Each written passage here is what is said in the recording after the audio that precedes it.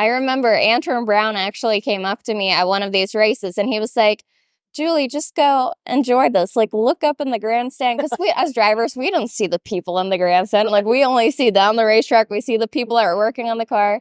He's like, just take a moment in the burnout, just like stare and enjoy. And I was like, okay, I'll try. And I did. And I was like, this is weird.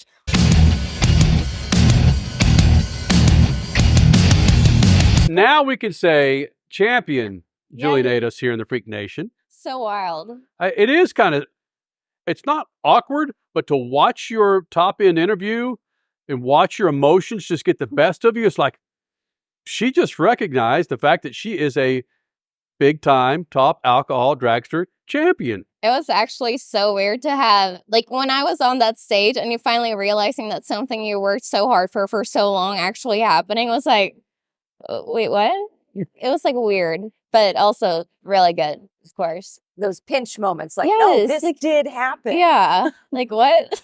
And you beat people like Tony Stewart on route to doing this. I mean, it was a dream season. It started off strong. It ended strong. Now it's defense time. Now you got to get back and get up and doing it again.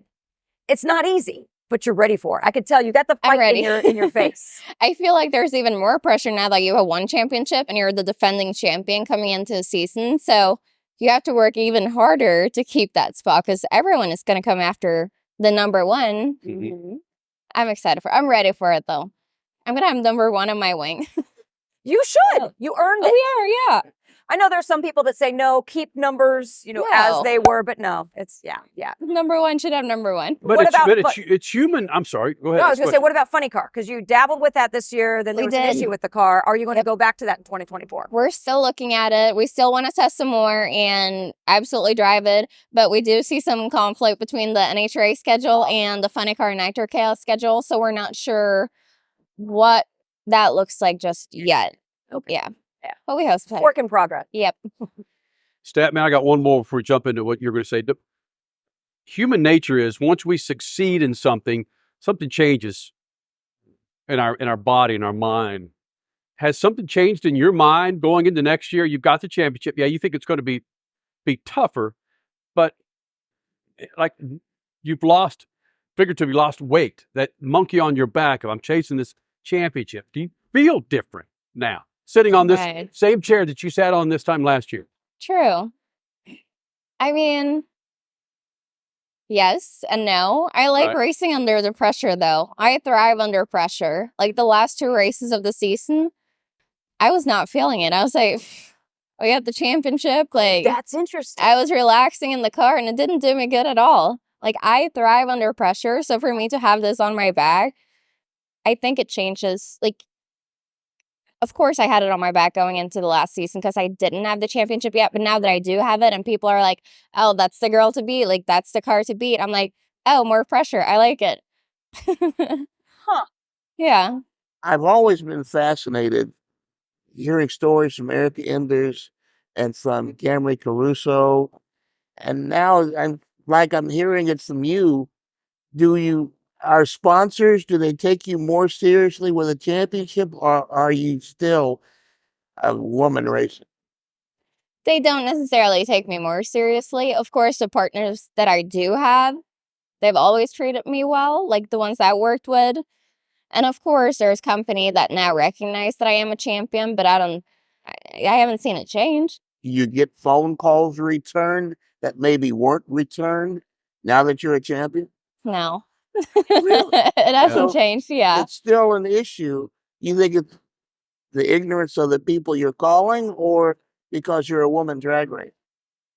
Maybe they just don't necessarily know, because I'm also trying to reach out to companies and markets that NHRA hasn't been in or dived into yet, so they don't necessarily know. So it's not necessarily that it's a problem or it's the fact that I'm a champion, it's that they don't really know racing at all. Let me ask one more, because this is not a favorite, but it's an issue I have with the NHRA.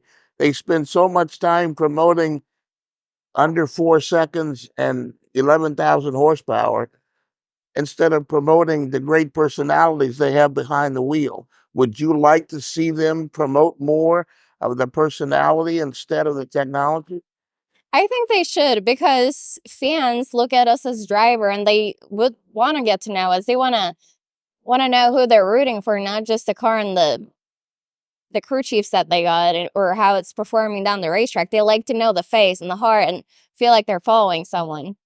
So yeah, I do think they should do that, and not just in Top Fuel or Funny Car, the pro classes, but also in the classes like Top Alcohol Dragster, Top Alcohol Funny Car, where there's driver like myself who wants to go a step up and they want to be a pro driver, but there's no focus on us. Like if there was more, if we got a little bit more attention like that, then maybe that would have helped us to get up there. Branding is such a tough subject in this day and age with social media, because and we've talked about this before, who's going to put in the investment? Are you going to have to put all the investment in yourself, or do you rely on your sponsors to do that? Or is that your team's responsibility or the series responsibility? But you're right. When everybody plays together in the same sandbox, everybody benefits, but maybe just a little bit more from the series right now. It's like, come on. Because you're doing a good job personally, and also same as Randy Meyer racing your team. Yeah, for me, I'm like, it's always up to yourself as a person to get that brand out there. But of course, it would help to have more people like promoting that and helping get that out there. I want to go back to your last 2 races of the season and how you didn't feel it because you didn't have the pressure on because you had already wrapped the title. That fascinates me. So now you can truly have data that says, I need pressure to be better. I need pressure to win. I remember Antrim Brown actually came up to me at one of these races and he was like, Julie, just go enjoy this. Like, look up in the grandstand. Because we, as drivers, we don't see the people in the grandstand. Like, we only see down the racetrack. We see the people that are working on the car. He's like, just take a moment in the burnout, just like stare and enjoy. And I was like, okay, I'll try. And I did. And I was like, this is weird. Like, I cannot do this. Like, I gotta go back to my normal routine. But I get it. Like, enjoy it. And I truly, truly did. But it was weird. A weird feeling knowing that, hey, like, this is kind of a test for next year. We're getting a head start on testing, and it doesn't really matter if we win or lose. And it's like, oh, okay, sure. So was that what that was? That was a head start on testing, kind of? We started testing, yeah. Okay. And then we also ended up blowing up a motor. So our testing, we got behind on testing again. We're like, what the heck? Hence is racing. Yeah. Are you basically full-time in the States and go back to visit home? That's vacation or I'm full-time here in Indianapolis, and I go back for Christmas and try to go back once over the summer. Right. But this year I've actually been in Norway like 3-4 times already, which has been a lot compared to what I normally do. But yeah. Well, how, because, and again, I know we got to wrap here shortly. Darn it, so many things I want to ask. But it started with your grandfather, drag racing, then your dad, and now you. Does your granddad still alive? He's not. Does your dad get to see you race much? He does. He's here for a lot of the national events, like almost all of them this year. That's cool. Yeah, so I get to see him. He's a part of it. Like, he backs me up after burnout. He's the track specialist. Like, he's out there with a little track checker. And actually, he was not supposed to come to Dallas where we locked it up. And then a couple days before, he was like, nope, I gotta go. Because what if I don't back her up? Like, that might be bad juju. Like, I gotta be there. Well, there's the racing superstition right there. We got it right there. So he's always there. Yeah, he's always there. And what was the game? Go ahead. Bad juju exists all over the world, it sounds like. It does, yeah. Wow. What was the game show that you were on in Norway? I was on, it was a talk show. Okay. We call her the Oprah of Norway, so yeah, it's pretty cool. I was home for that, yeah. What's her name? Oh yeah, because are we gonna understand it? Yeah, what are you gonna? Is it Norwegian or? It's Norwegian. I don't even know if I want to say it. Oh, okay. Lindmo is what on the Lindmo. Okay, so it still sounds beautiful. Okay, well, that's her name. I was on her talk show, so that was pretty cool.